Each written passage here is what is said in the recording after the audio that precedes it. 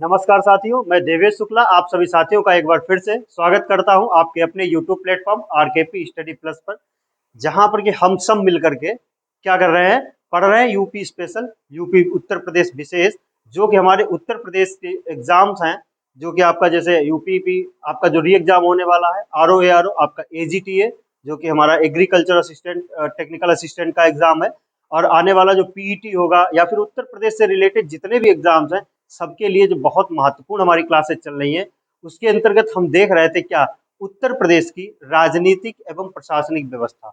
इसके अंतर्गत हमने आपको राज्यपाल पढ़ाया था, आपको मुख्यमंत्री बताया था। आज हम देखेंगे विधानमंडल, क्या विधानमंडल को।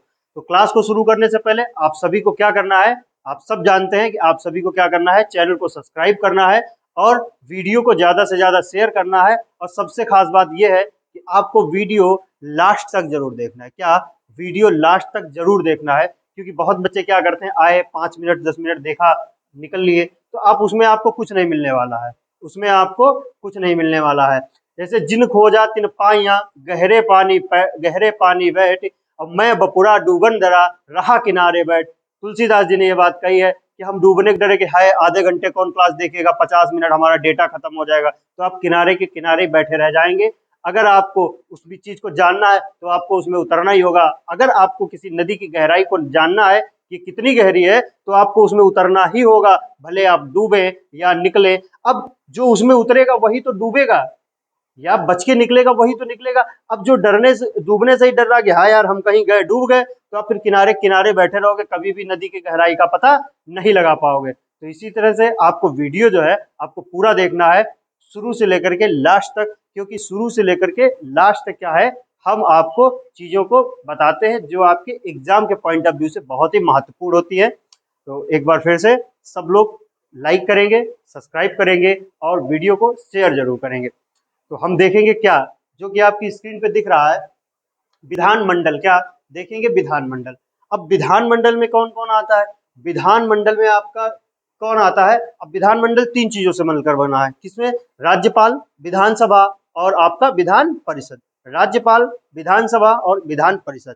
अब जो विधानमंडल है इसके 2 सदन है, इसके 3 अंग है। अब देखिए बहुत ध्यान से समझिएगा कि जो विधानमंडल है उसके 3 अंग है, कितने अंग है, 3 अंग है, लेकिन सदन कितने हैं, सदन आपके 2 हैं, कितने, 2 हैं हमारे उत्तर प्रदेश राज्य में। किसमें, उत्तर प्रदेश राज्य में विधानमंडल के 3 अंग हैं और 2 सदन है। अब अंग कौन कौन से हैं, तो अंग में आपका आ जाएगा राज्यपाल, विधानसभा और विधान परिषद। लेकिन जब हम सिर्फ विधानमंडल के सदनों की बात करेंगे तो सदन हमारे 2 ही रह जाते हैं, विधानसभा और विधान परिषद।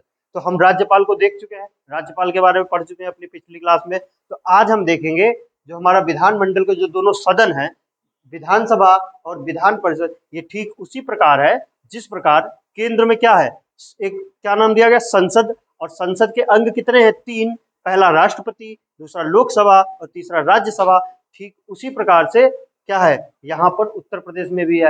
अब संसद के सदनों के बारे में अगर बात करें तो संसद में भी 2 ही सदन है, एक आपका लोकसभा और एक राज्यसभा। लेकिन अगर संसद के अंग की बात करेंगे तो फिर उसमें राष्ट्रपति भी ऐड हो जाता है। तो इन्हीं बातों के साथ में शुरू करेंगे और आगे देखेंगे कि विधानसभा और विधान परिषद कैसे काम करती है, उनके लिए सदस्य कौन चुने जा सकते हैं, उनका क्या काम होता है, वो क्या कर सकते हैं, तो इस चीज को देखेंगे।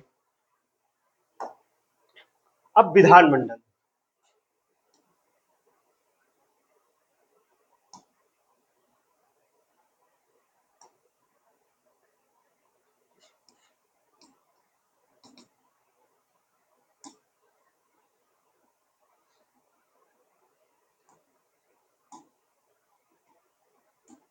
विधानमंडल, अब देखिए जो हमारा संविधान है, इसमें क्या है कि भाग 6 के अंतर्गत क्या आता है, राज्यों का शासन और प्रशासन, जो हमने आपको पहले ही बताया। अब उसी में क्या है, अब इनके जो शासन और प्रशासन जो है, अनुच्छेद बाई अनुच्छेद क्या है दिया गया है कि इसमें इसके बारे में बताया गया है, इस अनुच्छेद में इस चीज के बारे में बताया गया है।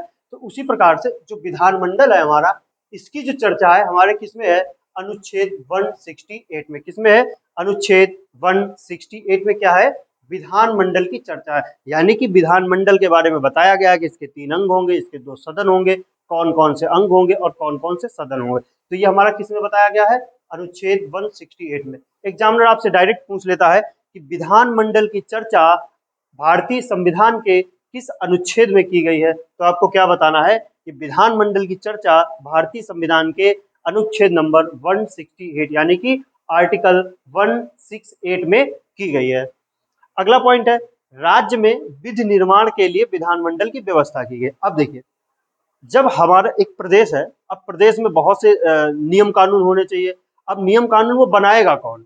वो नियम कानून बनाएगा कौन? जो पूरे राज्य पे लागू होंगे। अब उसके लिए क्या किया गया? उसके लिए राज्य में विधानमंडल की क्या की गई? व्यवस्था की गई। तो विधानमंडल राज्य के लिए विधि निर्माण कौन करता है? तो राज्य के लिए विधि निर्माण आपका कौन करता है? विधानमंडल के द्वारा। आपका शायद 2018 या 2019 में एग्जैक्ट नहीं हम याद है, आपके यूपी पीसीएस में प्रश्न आया था कि राज्य में जो विधि निर्माण है उसके लिए कौन सी संस्था है? राज्य में विधि निर्माण के लिए कौन सी संस्था है?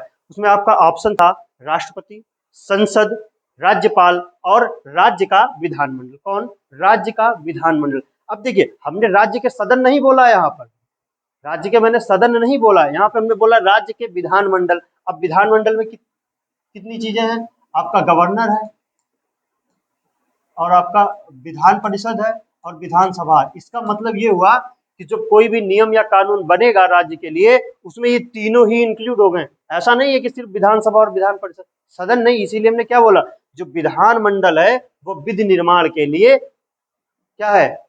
विधि निर्माण के लिए राज्य में कौन है? आपका विधानमंडल है। तो ये बात आपको याद रखनी है। अब इसके 3 अंग होते हैं और 2 सदन होते हैं। क्या? इसके 3 अंग होते हैं और 2 सदन होते हैं। अंग कौन कौन से हो गए? हमने आपको बताया, गवर्नर, विधानसभा और राज्य विधान परिषद। विधान परिषद,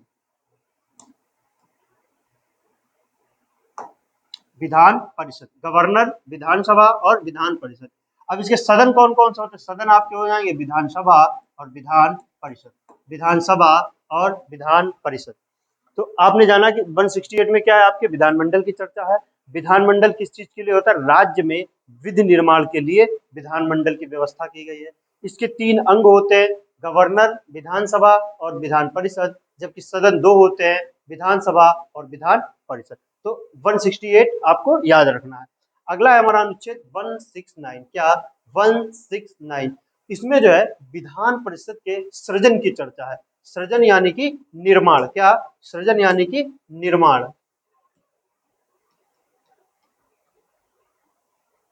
अब ये वाला जो अनुच्छेद है आपको बहुत कंफ्यूज करता है कि इसमें विधान परिषद की चर्चा नहीं है। अगर पूछे आपसे विधान परिषद की चर्चा किसमें, तो अगला अनुच्छेद होगा। लेकिन अगर पूछे इस विधानसभा के विधान परिषद के सृजन या निर्माण की चर्चा किसमें, तो इसके लिए आप हो जाएगा 169। जबकि विधान परिषद के लिए, विधान परिषद किस अनुच्छेद में है, तो उसके लिए आपका क्या होगा? अगला अनुच्छेद होने वाला है। तो इसमें क्या है 169 में? इसमें विधान परिषद के सृजन या फिर निर्माण की चर्चा है। तो आपको ये बात याद रखनी है कि जो विधान परिषद है इसके निर्माण की चर्चा किस अनुच्छेद में है? तो 169 में है। आगे देखें, अगला है हमारा अनुच्छेद 170। क्या? 170। अब देखिए 170 में क्या है? 170 में आपकी विधानसभा की चर्चा है। किसकी चर्चा है? आपका विधानसभा की चर्चा है। किसकी चर्चा है? विधानसभा की चर्चा। अब अनुच्छेद 170 में आपकी विधानसभा की चर्चा हो गई। अब देखो विधानसभा क्या है? जो विधानसभा है, हमने आपको बताया 2 सदन है, एक विधानसभा और एक विधान परिषद। तो हम पहले विधानसभा को पढ़ेंगे और उसके बाद में पढ़ेंगे विधान परिषद को। अब देखो, विधानसभा जो है इसे और क्या क्या कहा जा सकता है? जैसे आपका एक ऑफिशियल नेम होता है, मान लीजिए XYZ जो नेम है, जो आपके डॉक्यूमेंटेशन पे है और हर जगह पे है। लेकिन उसके अलावा में भी आपको कई नाम दिए जाते हैं। कहीं कोई दोस्त नाम दे देता है किसी वजह से। आप मान लो बहुत ज्यादा खाते हो दोस्तों के साथ में चटर पटर, तो पता चला आपका नाम रख दिया खबोड़ू। घर में है, आप पता चला उछल कूद करते हो तो आपका नाम शैतान सिंह रख दिया। तो इसी तरह से क्या है, हमारा जो विधानसभा है इसके भी अलग अलग नाम उनके किसी न किसी कारण से रखे गए। अब देखो आप, और ये सारे जो है आपसे पूछे जाते हैं कि किसे कहते हैं। इसको सबसे तो पहले निम्न सदन कहते हैं। क्या कहते हैं? निम्न सदन कहते हैं। अब इसको निम्न सदन क्यों कहते हैं? इसको निम्न सदन क्यों कहते हैं? क्योंकि अगर इसमें बात की जाए तो निम्न सदन इसे इसलिए भी कहते हैं क्योंकि ये विघटित हो जाता है। इसमें इसके जो सदस्य है उनकी जो सदस्यता की उम्र होती है वो 25 साल होती है। जबकि विधान परिषद की 30 साल होती है। तो इस तरह से क्या इसे निम्न सदन भी कहते हैं। इसका कार्यकाल आपका 5 साल का ही होता है, जबकि विधान परिषद का कार्यकाल आपका 6 साल होता है। इन सभी कारणों से इसे क्या कहने लगे, हम निम्न सदन कहने लगे। इसे हम अस्थायी सदन भी कहते हैं। अब अस्थायी सदन क्यों कहते हैं, क्योंकि इसका क्या हो जाता है, विघटन हो जाता है, विघटन हो जाता है, जबकि विधान परिषद का विघटन नहीं होता है। क्या, विधान परिषद का विघटन नहीं होता है। इसे प्रथम सदन भी कहते हैं, इसे प्रत्यक्ष सदन भी कहते हैं। ये सबसे इंपॉर्टेंट है, इसे प्रत्यक्ष सदन क्यों कहा जाता है। अगर एग्जामिनर आपसे यह प्रश्न पूछे कि विधानसभा को प्रत्यक्ष सदन क्यों कहा जाता है, अब उसके में आप 4 ऑप्शन दे दे, तो इसे प्रत्यक्ष सदन इसलिए कहा जाता है क्योंकि जो विधानसभा के जो सदस्य होते हैं उनका जो चुनाव है, उनका जो चयन है, वो डायरेक्ट जनता के द्वारा किया जाता है। किसके द्वारा किया जाता है, डायरेक्ट जनता के द्वारा किया जाता है। इसलिए इसे क्या कहते हैं, प्रत्यक्ष सदन कहते हैं। इसे हम युवा सदन भी कहते हैं। क्या कहते हैं, युवा सदन भी कहते हैं। अब युवा सदन इसे क्यों कहते हैं, क्योंकि 25 साल का तो युवा ही होगा।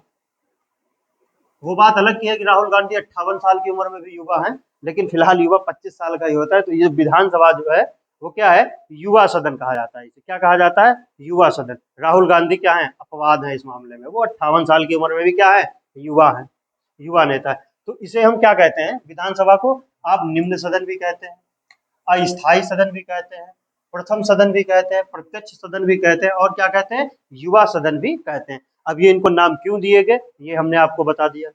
अगला है, विधानसभा में अधिकतम सीटों की संख्या 500 तथा न्यूनतम सीटों की संख्या 60 होती है। अब अनुच्छेद 70 में कहा गया है कि किसी भी राज्य की विधानसभा में जो मैक्सिमम नंबर ऑफ सदस्य होंगे वो कितने होंगे, आपके 500। 500 से ज्यादा नहीं हो सकते, इससे कम हो सकते हैं, लेकिन 500 से ज्यादा नहीं हो सकते। आगे कहा है कि किसी भी राज्य की विधानसभा में 60 से कम सीटें नहीं होंगी, यानी कि 60 से कम सीटें नहीं होंगी। लेकिन कुछ अपवाद है राज्य जिनमें कि 60 से कम सीटें हैं। अब ऐसा क्यों है, अब वहाँ की जो कॉन्स्टिट्यूएंसी है वो इतनी छोटी है, वहां पे इतनी जनसंख्या नहीं है, तो फिर क्या है, वहां पे कम कर दिए। अब वो है कौन कौन, आपका गोवा, मिजोरम और सिक्किम, ये 3 तो राज्य हो गए। क्या, 3 राज्य,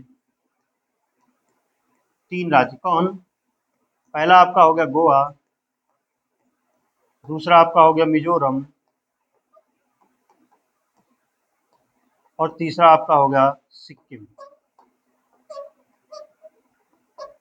इन तीनों राज्यों में क्या है, आपकी जो विधानसभा की जो सीटें हैं वो 60 से कम है। क्या, लेस देन 60 है। क्या है, 60 से कम है। क्या, आपकी विधानसभा की सीटें। एक हमारा जो है वो केंद्र शासित प्रदेश भी है, एक यूटी है। अब वो यूटी कौन सी है, यूटी यानी कि यूनियन टेरेटरी। तो ये कौन सी है आपकी, ये है आपकी पुदुचेरी। क्या, पुडुचेरी।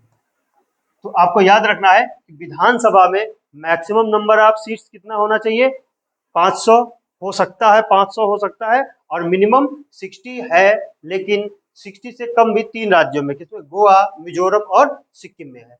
आगे देखें, अब आता है अनुच्छेद 171। कौन, अनुच्छेद 171। इसमें क्या है, इसमें विधान परिषद की चर्चा है। किसकी चर्चा है, विधान परिषद की चर्चा। 169 में किसकी चर्चा थी, विधान परिषद के निर्माण की चर्चा। किसकी, विधान परिषद के सृजन या फिर निर्माण की चर्चा थी। किसकी, सृजन या फिर निर्माण की चर्चा थी, निर्माण की चर्चा थी। तो अब 171 में क्या है, विधान परिषद की चर्चा, यानी कि इसमें विधान परिषद के बारे में बताया गया है। अनुच्छेद 169 में आपको बताया गया था कि विधान परिषद का निर्माण कैसे किया जाएगा, और 171 में आपको विधान परिषद की चर्चा है, यानी कि विधान परिषद के बारे में आपको बताया गया है। अब देखो, इस सदन को विघटित नहीं किया जा सकता। क्या, इस सदन को विघटित नहीं किया जा सकता, अतः इसे उच्च अप्रत्यक्ष सदन, द्वितीय सदन या फिर बूढ़ों का सदन कहते हैं, या स्थायी सदन भी कहते हैं। अब स्थायी सदन क्यों कहते हैं, क्योंकि इसका विघटन नहीं होता है। स्थायी सदन क्यों कहते हैं, ऐसा क्योंकि इसका विघटन नहीं होता है, जबकि आपका विधानसभा का विघटन हो जाता है, इसलिए इसे क्या कहते हैं, अस्थायी सदन कहते हैं। ठीक उसी प्रकार जैसे लोकसभा आपका क्या है, अस्थायी सदन है, जबकि आपका राज्यसभा क्या है, आपकी स्थायी सदन है। क्या, ये अस्थायी है और ये आपका स्थायी सदन है। क्या है? अस्थायी स्थायी सदन है। तो इसे विघटित नहीं किया जा सकता, इसे उच्च कहते हैं। अप्रत्यक्ष सदन इसे क्यों कहते हैं? जैसे हमने आपको बताया था कि जो विधानसभा है वो प्रत्यक्ष सदन इसलिए कहा जाता है क्योंकि विधानसभा के जो सदस्य होते हैं उनका जो चुनाव है डायरेक्ट जनता के द्वारा किया जाता है। अब आप समझ गए होंगे कि ये अप्रत्यक्ष सदन इसलिए है क्योंकि इसके जो सदस्य होते हैं उनका चुनाव डायरेक्ट जनता के द्वारा नहीं किया जा सकता। अब आप पूछेंगे सर जब जनता नहीं चुनाव करते फिर करता कौन है? तो ये हम अभी आपको बताते हैं कौन करता है चुनाव। इसे बूढ़ों का सदन क्यों कहते हैं? बूढ़ों का सदन क्यों कहते हैं? क्योंकि इसकी सदस्यता के लिए आपकी उम्र कितनी होनी चाहिए? 30 साल। अब 30 साल में आप क्या हो जाएंगे? बूढ़े हो जाएंगे। लेकिन फिर वही बात है कि हमारा संविधान कहता है कि 30 साल वाले बूढ़े हैं, सदन बूढ़ों का है, लेकिन राहुल गांधी आज भी नहीं बूढ़े, वो आज भी युवा हैं। तो आप समझ सकते हैं। अगला है आपका स्थायी सदन। ये स्थायी सदन इसलिए है क्योंकि इसका जो कार्यकाल होता है ये 6 वर्ष का होता है और इसमें जो है हर दो साल में 1/3 सदस्य जो है क्या है ये रिटायर होते रहते हैं और नए आते रहते हैं। इसलिए इसको जो है कभी भी ये विघटित नहीं होता है, इसलिए इसे क्या कहते हैं? स्थायी सदन कहते हैं। अगला पॉइंट देखेंगे इसके बारे में। अगला पॉइंट है इस सदन के सदस्यों की संख्या उस राज्य की विधानसभा के कुल सदस्यों की संख्या का 1/3 होती है। जैसे हमने अभी आपको बताया था कि जो लोकसभा है उसमें जो संख्या है आपकी सदस्यों की वो कितनी है? मैक्सिमम आपकी है, मैक्सिमम आपकी 500 है और मिनिमम आपकी है 60। जबकि उत्तर प्रदेश में वर्तमान में कितनी है? 403। कितनी? यूपी में कितनी है? 403 है। अब उसी प्रकार से जो विधान परिषद है उसके सदस्यों का कैसे निर्धारण हो कि इसमें जो है कितने सदस्य होंगे? अब इसका निर्धारण ये बताया गया कि जिस राज्य में किसी राज्य में मान लो अगर 300 उसकी क्या है आपकी विधान सभा की संख्या है, विधानसभा सदस्यों की संख्या अगर 300 है तो उसमें विधान परिषद की विधानसभा तो उसमें विधान परिषद की जो संख्या होगी वो क्या होगी? इसका 1/3 होगी। यानी कि 300 का 1/3 कितना हो जाएगा? 100। यानी कि इस यहाँ पर इस राज्य में maximum number of Vidhan Parishad सदस्य कितने हो सकते हैं? आपके 100 हो सकते हैं। अब देखा जाए तो उत्तर प्रदेश में विधानसभा में कितने हो गए? 403। लेकिन विधान परिषद में कितने हैं? 100 है। अब ये हो कितने सकते हैं मैक्सिमम? तो मैक्सिमम कितने हो सकते हैं आपके? 403 में क्या करो? 403 में 3 का भाग दे दो तो कितना हो जाएगा आपका? जो भी हो जाएगा वो आपका हो जाएगा। इतने मैक्सिमम हो सकते हैं। लेकिन वर्तमान में उत्तर प्रदेश विधान परिषद के सदस्यों की संख्या कितनी है? 100 है। कितनी है आपकी? 100 है। तो ये बात आप याद रखेंगे कि इस सदन के सदस्यों की संख्या उस राज्य की विधानसभा के कुल सदस्यों का 1/3 या फिर 1/3 होती है। आपको इस बात को याद रखना है। आगे देखेंगे। अब देखो, अब आ जाओ इस सदन के जो सदस्य है उनका चुनाव कैसे किया जाता है। अब देखो, इस सदन के सदस्यों का चुनाव 5 श्रेणियों द्वारा होता है। किसकी कितनी के द्वारा होता है? 5 श्रेणियां। इसमें से कितनी श्रेणियां हो गई आपकी? 5 श्रेणियां। पहली श्रेणी है 1/3 सदस्यों को विधानसभा द्वारा चुना जाता है। विधान परिषद के जो सदस्य होते हैं जितने भी होते हैं उसका जो 1/3 भाग है वो कौन चुनता है? आपका विधानसभा के सदस्य चुनते हैं। कौन चुनता है? आपका विधानसभा सदस्य चुनते हैं। जो अगले 1/3 सदस्य हैं इन्हें स्थानीय निकाय के सदस्य चुनते हैं। स्थानीय निकाय का मतलब क्या हो गया? ग्राम पंचायत वगैरह जो हो गई उनको, आपके ग्राम पंचायत हो गए, आपके नगर निगम हो गए, आपके जो भी आपके नगर पालिका परिषद हो गए, इनके जो सदस्य होते हैं उनके द्वारा चुना जाता है। कितना? 1/3 सदस्यों को। 2 हो गए। अब तीसरा है 1/6 सदस्यों को राज्यपाल मनोनीत करता है। क्या करता है? राज्यपाल मनोनीत करता है। कितने? 1/6 सदस्यों। कितना? 1/6 सदस्यों को राज्यपाल मनोनीत करते हैं। अब चौथा पॉइंट है कि 1/12 सदस्यों को प्राथमिक शिक्षा के परिषदीय परिषद के सदस्य यानी कि शिक्षक चुनते हैं। अब जो 1/12 सदस्य इनको कौन चुनता है? आपका प्राथमिक शिक्षा परिषद के क्या है जो सदस्य हैं, जो शिक्षक हैं, उनके द्वारा चुना जाता है। अब जो बचे हुए 1/12 सदस्य हैं इनको कौन चुनता है? इनको चुनता है कौन? जैसे हम ग्रेजुएशन, जैसे आप ग्रेजुएट हुए, आपको 3 साल हो गए, आपने आपको रजिस्टर कराया, तो उन किसके द्वारा? ग्रेजुएट विद्यार्थियों के द्वारा चुना जाता है। देखिए, 1/12 सदस्य को 3 साल पूर्व स्नातक पास हो चुके विद्यार्थी चुनते। कौन?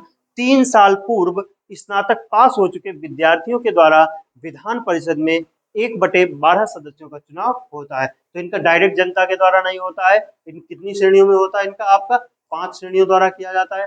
पहली श्रेणी विधानसभा सदस्य द्वारा, दूसरी श्रेणी स्थानीय निकाय के द्वारा, तीसरी श्रेणी राज्यपाल के मन द्वारा मनोनीत, चौथी श्रेणी आपकी प्राथमिक शिक्षा परिषद के सदस्य यानी कि शिक्षकों के द्वारा, और पांचवी श्रेणी आपकी है 3 साल पूर्व स्नातक पास विद्यार्थियों के द्वारा चुना जाता है।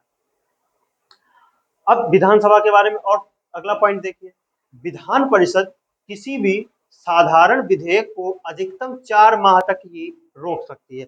जो विधान परिषद है, या मान लीजिए विधानसभा से कोई बिल पास होकर जाता है तो विधान परिषद क्या कर सकती है, उसे किस कैसे विधेयक को? साधारण विधेयक को। यहाँ पे वित्त विधेयक की बात नहीं की गई, यहाँ बहुत ध्यान रखना, साधारण विधेयक को अधिकतम 4 माह तक ही रोक सकती है।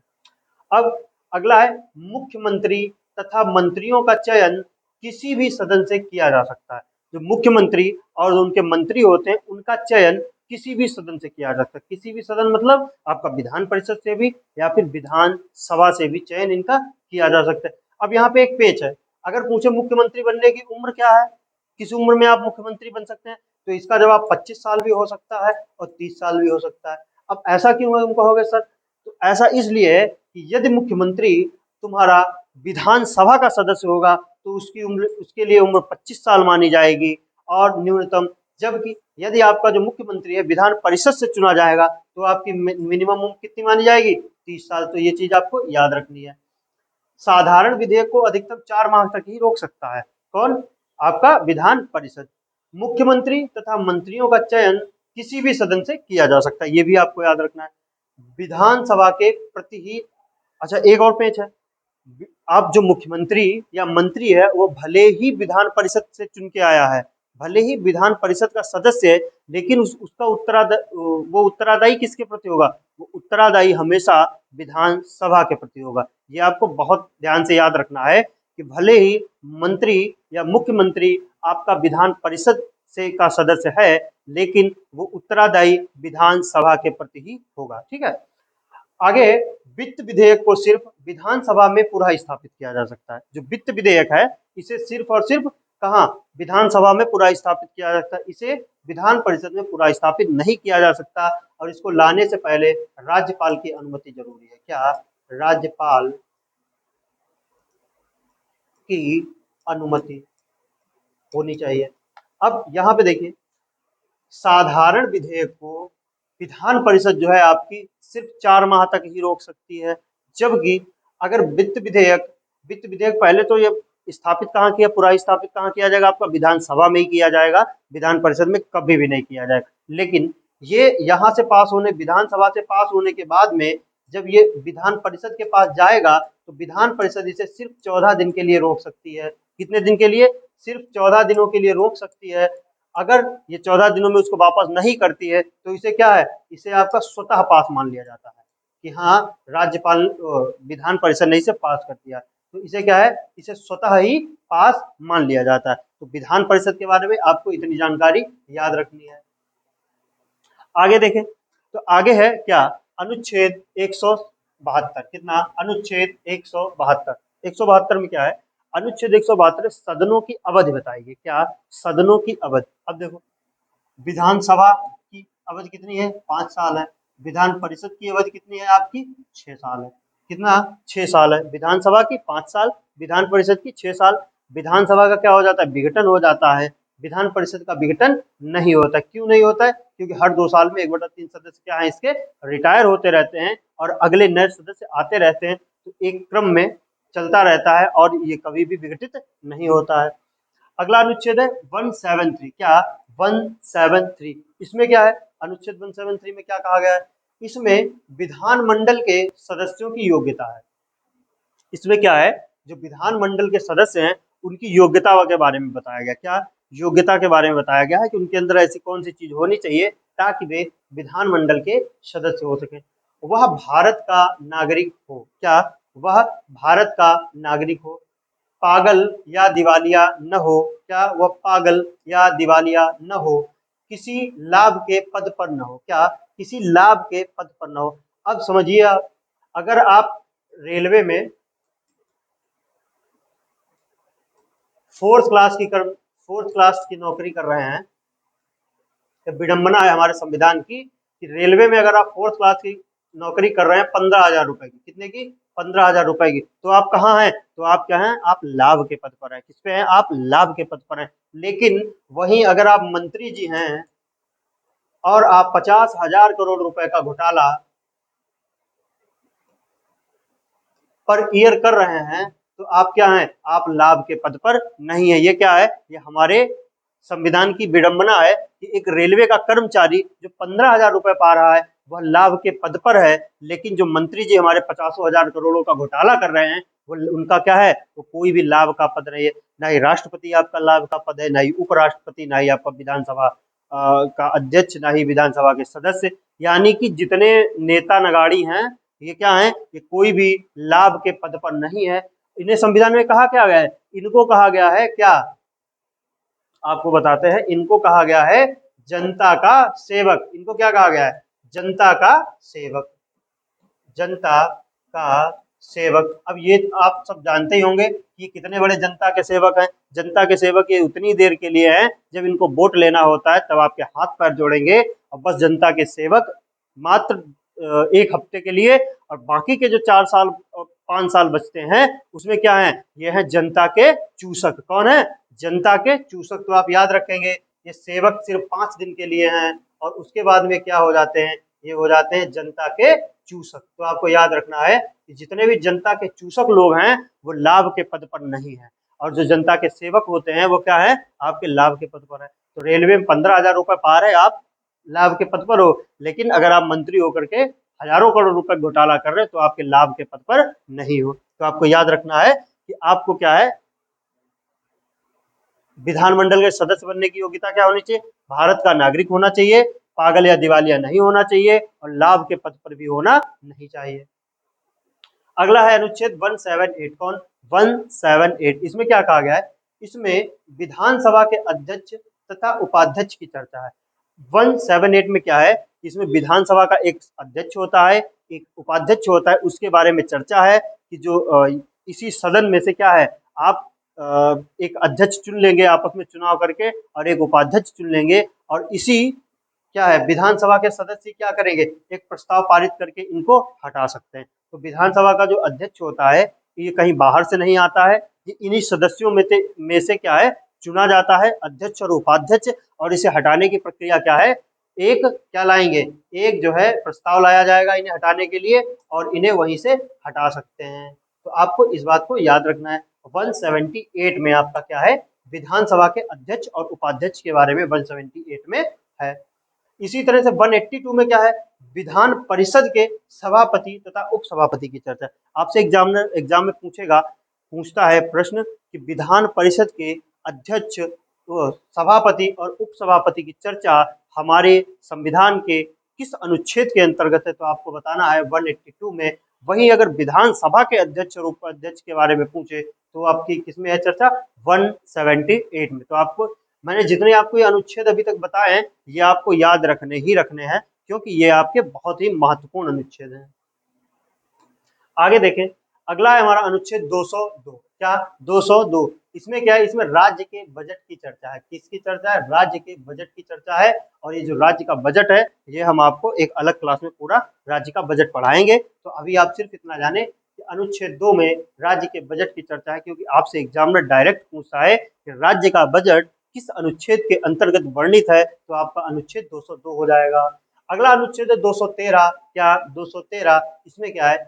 इसमें राज्यपाल के अध्यादेश की चर्चा। किसकी चर्चा है? राज्यपाल के अध्यादेश की चर्चा है।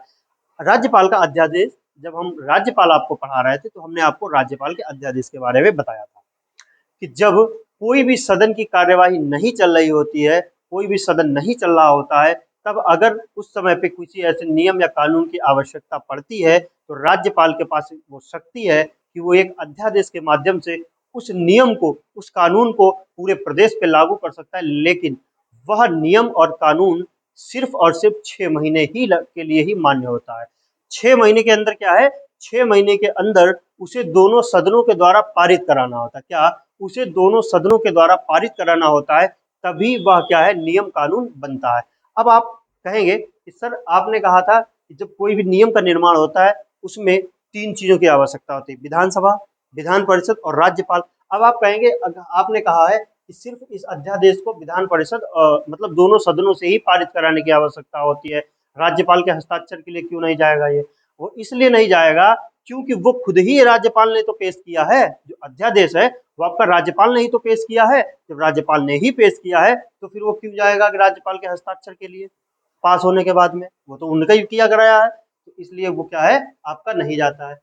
अच्छा, इसकी जो अवधि है वो 6 महीने की होती, कितने महीने की होती? 6 महीने। लेकिन अब मान लो 1 महीना पहले, 1 महीना आज हो गया इन 6 महीने में, और आज से विधानमंडल का जो कार्यवाही है, सदन की शुरुआत हो गई, तो अब इसकी जो कार्य है, कार्यकाल है, उसका कितने दिन रहेगा आपका इसका? तो वो आपका रह जाएगा सिर्फ और सिर्फ 42 दिन। कितना? सिर्फ और सिर्फ आपका 42 दिन रह जाएगा। क्या 42 दिन के अंदर क्या है उसको कार्यवाही शुरू होने के 42 दिन के अंदर उसे पास कराना आवश्यक होगा। किसको? आपके राज्यपाल के अध्यादेश को।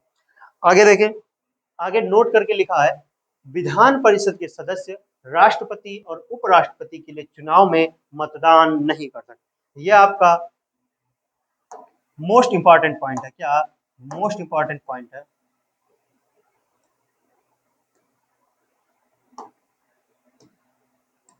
मोस्ट इंपॉर्टेंट पॉइंट है, इसको आप कई तरह से पूछ सकता है। कई एक तो आपसे पूछता है कि राष्ट्रपति के निर्वाचक मंडल में कौन भाग नहीं लेता है। आपके पास ऑप्शन होंगे लोकसभा, राज्यसभा, विधान परिषद और विधानसभा। तो आपका जवाब होगा कि विधान परिषद जो है राष्ट्रपति और उपराष्ट्रपति के निर्वाचक मंडल में भाग नहीं लेता है, पहला। दूसरा प्रश्न, एक तो प्रश्न ये हो गया।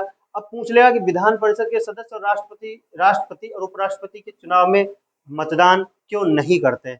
तो उसकी वजह यह है कि जो राष्ट्रपति है और जो उपराष्ट्रपति का चुनाव जो है वो एकल संक्रमणीय पद्धति के द्वारा कराया जाता है। किसके द्वारा कराया जाता है? एकल संक्रमणीय पद्धति के द्वारा कराया जाता है। इसमें क्या है कि आपके विधान परिषद के सदस्य वोट नहीं करते हैं। इसकी वजह यह है कि भारत के सभी राज्यों में विधान परिषद नहीं है। क्या भारत के सभी राज्यों में विधान परिषद नहीं है? कितने में है? सिर्फ और सिर्फ 6 राज्यों में विधान परिषद है। अगर इन ये लोग भी राष्ट्रपति और उपराष्ट्रपति के चुनाव में भाग लेंगे या मतदान करेंगे तो क्या होगा? मान लीजिए उत्तर प्रदेश में कितनी सीटें हैं विधान परिषद की? 100 सीटें हैं। तो इसका क्या है? इसका वेटेज जो है राष्ट्रपति के और उपराष्ट्रपति के चुनाव में क्या है? ज्यादा हो जाएगा। क्या हो जाएगा? ज्यादा हो जाएगा। इसलिए जो सभी राज्यों में नहीं है तो सीधा सीधा क्या है, विधान परिषद को ही हटा दिया कि विधान परिषद राष्ट्रपति और उपराष्ट्रपति के चुनाव में भाग नहीं लेंगे। एक बार एक प्रश्न आया था एग्जाम में कि क्या मुख्यमंत्री यानी कि सीएम, क्या हमारे जो सीएम है मतलब किसी भी राज्य का सीएम क्या है वो राष्ट्रपति और उपराष्ट्रपति के चुनाव में भाग ले सकता है? सीएम राष्ट्रपति और उपराष्ट्रपति के चुनाव में मतदान कर सकता है। आपके ऑप्शन थे हाँ, ना, हाँ ले सकते हैं और नहीं भी ले सकते हैं, और नीचे था इनमें से कोई नहीं। अब हमने आपको इतना पढ़ा दिया है कि आप इस प्रश्न का जवाब दे सकते हैं। तो एक बार वीडियो पॉज करके सोचे जरूर कि इसका जवाब क्या हो सकता है। दे सकते हैं, नहीं दे सकते हैं, या दे भी सकते हैं और नहीं भी दे सकते हैं इसके। और अगर दे हाँ तो क्यों, क्यों दे सकते हैं उसका आप बताएं, ना तो क्यों नहीं, और हाँ दे भी सकते हैं और नहीं भी दे सकते हैं तो क्यों नहीं, या फिर इनमें से कोई नहीं। तो आप, हमें लग रहा है कि मैक्सिमम लोग ऑप्शन डी के साथ जाएंगे। क्या इनमें से कोई नहीं वाले? क्या इनमें से कोई नहीं? हम आपको बताते हैं इसमें जवाब आपका सही होगा ऑप्शन नंबर सी। हाँ दे भी सकते हैं और नहीं भी दे सकते। अब देखो कैसे दे कैसे सकते हैं। यदि मुख्यमंत्री विधानसभा का सदस्य है तो वह क्या है, राष्ट्रपति और उपराष्ट्रपति के चुनाव में मतदान कर सकता है।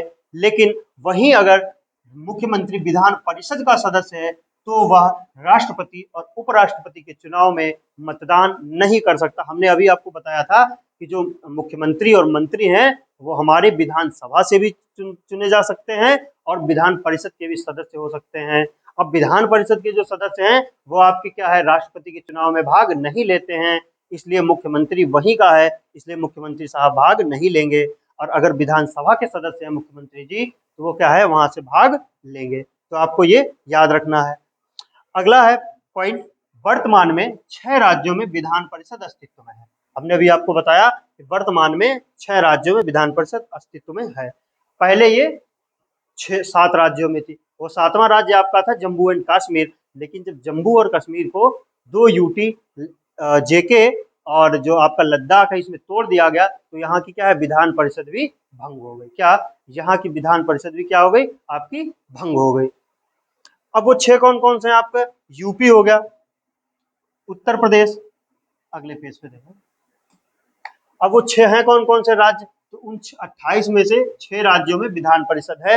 ये है आपके आंध्र प्रदेश, कर्नाटक, तेलंगाना, आपका महाराष्ट्र, बिहार और उत्तर प्रदेश। कौन कौन है आपके, यहाँ पे देखें एक बार, यूपी, बिहार, महाराष्ट्र, तेलंगाना,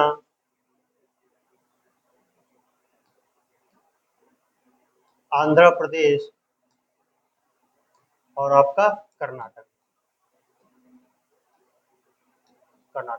ये 6 राज्य हैं जिनके पास क्या है, अपनी विधान परिषद है। क्या है, विधान परिषद वाले राज्य हैं। कितने हैं आपके, 6 राज्य हैं। अब आगे देखें उत्तर प्रदेश के बारे में। उत्तर प्रदेश राज्य विधान परिषद का गठन 1937 में किया गया था। कब किया गया था, 1937 में उत्तर प्रदेश राज्य विधान परिषद का गठन किया गया था। कब किया गया था आपका, 1937 में किया गया था। अगला है, वर्तमान में उत्तर प्रदेश विधान परिषद में कुल 100 सदस्य हैं। कितने सदस्य हैं आपके विधान परिषद में, कुल 100 सदस्य हैं। वर्तमान में उत्तर प्रदेश में 18वीं विधानसभा चल रही है। कौन सी विधानसभा चल रही है, 18वीं। तो 18वीं विधानसभा में कौन हमारे सीएम है, तो वो है बाबा जी। कौन है, बाबा जी। 17वीं विधानसभा में भी हमारे मुख्यमंत्री जी कौन थे, वो भी कौन थे, बाबा जी थे। कौन थे, बाबा जी थे। वर्तमान विधानसभा अध्यक्ष सतीश महाना है। कौन है, सतीश महाना। वर्तमान में विधानसभा के जो अध्यक्ष हैं वो कौन है, हमारे सतीश महाना जी है। कौन है, सतीश महाना जी हैं। और ये बात आपको याद रखनी है। अब जब हमारी प्रथम विधानसभा का गठन हुआ था, तो इसके अध्यक्ष कौन थे, वो थे आपके पुरुषोत्तम दास टंडन। कौन थे, पुरुषोत्तम दास टंडन थे। हमारी प्रथम विधानसभा के अध्यक्ष पुरुषोत्तम दास टंडन जी थे। अगला है पॉइंट, माननीय श्री कुंवर मानवेंद्र सिंह सभापति हैं किसके, विधान परिषद उत्तर प्रदेश। यानी कि उत्तर प्रदेश विधान परिषद के वर्तमान में जो सभापति हैं वो कौन है, श्री कुंवर मानवेंद्र सिंह। कौन, श्री कुंवर मानवेंद्र सिंह है। तो इसी के साथ में ये क्लास को यहीं पे हम रोकेंगे।